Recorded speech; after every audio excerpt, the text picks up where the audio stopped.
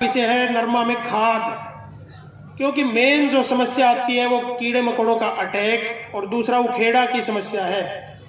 अब उखेड़ा की समस्या है, आप अगर बाजार में जाओगे तो आपको कोई ऐसी दवाई नहीं है जो उखेड़ा का मौके पे इलाज कर दे।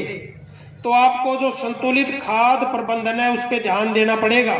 संतुलित खाद प्रबंधन की मैं बात करूं तो किसी भी फसल में 17 पोषक तत्वों की जरूरत होती है, चाहे वो नरमा की फसल हो, चाहे धान की फसल हो, चाहे आप गेहूं की फसल हो। मुख्य जो पोषक तत्व होते हैं nitrogen, phosphorus, potash. Nitrogen urea से मिलता है, फास्फोरस डीएपी से मिलता है, सिंगल सुपर फास्फेट से मिलता है, पोटाश के लिए म्यूरेट ऑफ पोटाश खाद है। तो ये खादें आप डाल रहे हो, पर आप इन खादों को सही तरीके से नहीं डाल रहे। यूरिया का क्या गुण है? यूरिया आपने ऊपर छिड़क दी, नीचे चली जाएगी। फास्फोरस की जो डीएपी और सिंगल सुपर फास्फेट खादें हैं उनको आपने ऊपर डाल दिया तो वो वहीं पड़ी रहेगी, जड़ को उसके पास जाना पड़ेगा। जो खाद है वो जड़ के पास नहीं जाएगी डीएपी, और यही सारी गड़बड़ हो रही है। हम डीएपी कब डालते हैं? कितने किसान हैं जो डीएपी बिजाई के टाइम डालते हैं? नरमा में हाथ खड़े करियो। बिजाई के टाइम 45 दिन पे नहीं, बिजाई के टाइम कितने डालते हैं? यहाँ पे मेरी ख्याल में 10 किसान ऐसे हैं, 15 किसानों से ज़्यादा नहीं है, जो लगभग 200-250 लोग बैठे हैं, उसमें 15 किसान ऐसे हैं जो ये कह रहे भी हम बिजाई के टाइम डालते हैं। आप ये बताओ कि फास्फोरस का काम क्या होता है? जो डीएपी है उसका क्या काम होता है? डीएपी का काम है जड़ का विकास। जो पौधा होता है उसकी जड़ का विकास है डीएपी का काम। अब आप डीएपी के लिए लाइन में लगेंगे, रात को भी लग गए, सुबह 4 बजे देखे तो भी लग गए। एक बार मेरे पास फोन आया जी, बोला आपको ड्यूटी मजिस्ट्रेट बना दिया। मैं बोले किसका बना दिया भाई? वो कहते हैं जी डीएपी की लाइन लगी हुई है, वहाँ पे ड्यूटी मजिस्ट्रेट हो। वो मैं किसानों में तो मजिस्ट्रेट नहीं बन के जाता भाई, मेरे को सारे जानते हैं। मैंने तो फिर बंटवा दी खाद, मेरे को तो माफ़ करो और देखो। तो मैं कहना ये चाहता हूँ कि आप इतना परिश्रम करके डीएपी का एक बैग हासिल करते हो, पर आप उसको सही तरीके से नहीं डालते। आप गेहूं में डीएपी कब डालते हो? सारे बिजाई में डालते हैं नीचे, पर नरमा में 45 दिन पे डालते हैं। 45 दिन पे आप डालोगे, नरमा की जड़ का विकास नहीं होगा। 45 दिन में आप साइड ड्रेसिंग करते हो, साइड में डालते हो, तो आप जो खेड़ा जिस पौधे में आया है आप उसकी जड़ को खोद के देखना, वो जड़ साइड में चली हुई मिलेगी। ऐसे इतनी सी जड़ चल के और साइड में चली हुई मिलेगी। हम किसान भाइयों को ये कहते हैं कि आप 45 दिन तक पानी ना लगाओ, ताकि उसकी जड़ है वो ज़्यादा से ज़्यादा गहराई में जा सके। पर हम ये कभी नहीं कहते कि आपको खाद पहले पानी पे देना है। खाद को पहले पानी पे देने का कोई मतलब नहीं बनता। जिस तरह हमारा शरीर है उसमें 3 स्टेज होती है। सबसे पहले जो वेजिटेटिव स्टेज होती है पौधे में, उसका वानस्पतिक विकास होता है। उसके बाद में रिप्रोडक्टिव स्टेज होती है। रिप्रोडक्टिव स्टेज में उसमें टिंडे आएंगे, फूल आएंगे, और आपकी जो मेन जो हमारा फोकस है वो रिप्रोडक्टिव स्टेज पे होता है। टिंडे बढ़िया लगे, फूल उसमें बढ़िया आए, टिंडा है उसका साइज बढ़िया हो, फाल है नरमे का वो नीचे गिरे ना, उसके लिए किसान सबसे ज़्यादा पैसे खर्च करता है और सबसे ज़्यादा मेहनत भी उसी टाइम में होती है।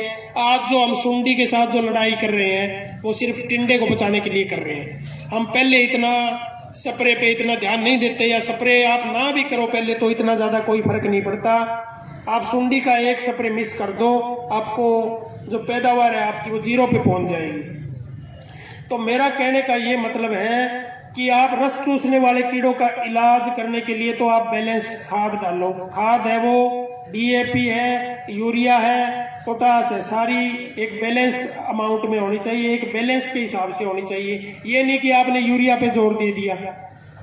तो आप सभी किसान भाई आप यहाँ से एक प्रतिज्ञा लेके जाओ कि नरमे में आप खाद बिजाई के टाइम डालोगे, बिजाई के टाइम डालोगे, बीज के नीचे डालोगे। अगर यहाँ कोई 30-40 साल पुराने किसान बैठे हैं जिन्होंने जो विदाउट जो हाइब्रिड था, जो बिना हाइब्रिड नरमा था, जैसे HS 6 नंबर था, 777 नंबर था, उसकी अगर खेती की है तो वो मेरे को ये बताएं कि आप खाद कहाँ डालते थे। ये जो सिलर वाला सिस्टम आया ना, सिलर से खाद डालते हैं, साइड में खाद डालते हैं, इसके कारण हमारी जो फसल है उसमें गड़बड़ आ रही है, खाद सही टाइम पे पहुंच नहीं सकती और आपकी जो फसल है उसमें नुकसान हो रहा है, फसल में वो खेड़ा आ रहा है। सारे किसान डीएपी डालो या आप सिंगल सुपर फास्फेट डालो। एग्रीकल्चर डिपार्टमेंट है, इन्होंने 2008-9 में एक ड्रिल थी, उस पर सब्सिडी दी थी। उस ड्रिल का नाम था BT cotton seed cum fertilizer drill. उस टाइम वो 27,000 रुपये की आती थी और उसमें 10,000 रुपये सब्सिडी थी। सब्सिडी का मतलब होता है किसान को एक नई और बढ़िया आदत डालना।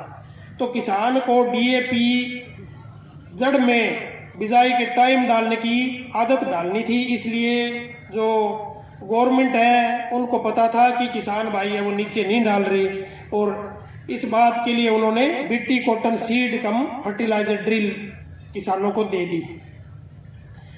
तो शुरू में किसानों ने जो सब्सिडी पे मशीन ले आए तो शुरू में डाला, नरमा भी ठीक हुआ और सारी चीजें ठीक होती रही। बाद में धीरे धीरे वो मशीन पुरानी हुई, अपने खर्चे से किसी ने नहीं खरीदी और वो ही 45 दिन में सिलर वाला सिस्टम शुरू हो गया। तो उससे क्या हुआ, जड़ का विकास नहीं हुआ। तो उखेड़ा का कारण ये है कि बरसात आती है या आप पानी लगाते हो तो एक बार टेम्परेरी रूप से 2 दिन 3 दिन के लिए पोषक तत्वों की जो सप्लाई है उसमें व्यवधान आ जाता है, उसमें रुकावट आ जाती है। तो रुकावट आने से क्या होता है कि नरमा की जो फसल है उसमें उस टाइम टिंडे बनने का टाइम होता है, पोषक तत्वों की बहुत ज्यादा जरूरत होती है, पोषक तत्वों की जरूरत होती है और नीचे से सप्लाई होगी बंद, तो पौधा क्या करता है, एकदम भूखा मर के और मुरझा जाता है और सारा पौधा है वो खत्म हो जाता है।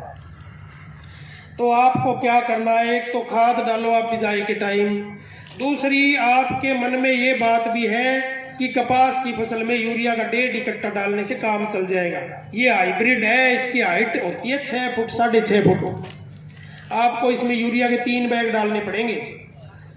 आप बात मन में से निकाल दो कि यूरिया आपने टिंडे आने के टाइम अगर डाल दी तो उसकी बढ़वार बढ़ेगी या रस चूसने वाले कीड़े आएंगे, ऐसा कुछ नहीं है।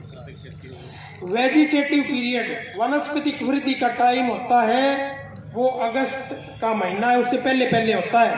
अगस्त के महीने में जब फूल और बोके आने लग जाते हैं, टिंडे आने लग जाते हैं, तो इसका वनस्पतिक वृद्धि का टाइम कपास का खत्म हो जाता है। उसके बाद में रिप्रोडक्टिव फेज शुरू हो जाता है। उसमें आप अगर खाद दे देते हो तो टिंडों में जाएगी वो खाद, उसमें पत्ते नहीं निकलेंगे, ना कच्चापन बनेगा। तो ये एक आपने जो मन में धारणा बना रखी है, उस धारणा से आपको पार पाना पड़ेगा। और आपको जो खाद है डीएपी, वो आपको एक टिंडे बनने के टाइम और एक फूल बनने के टाइम एक बैग आपको डीएपी का यूरिया का डालना पड़ेगा। उससे क्या होगा कि जो पोषक तत्वों की सप्लाई है वो प्रॉपर हो जाएगी।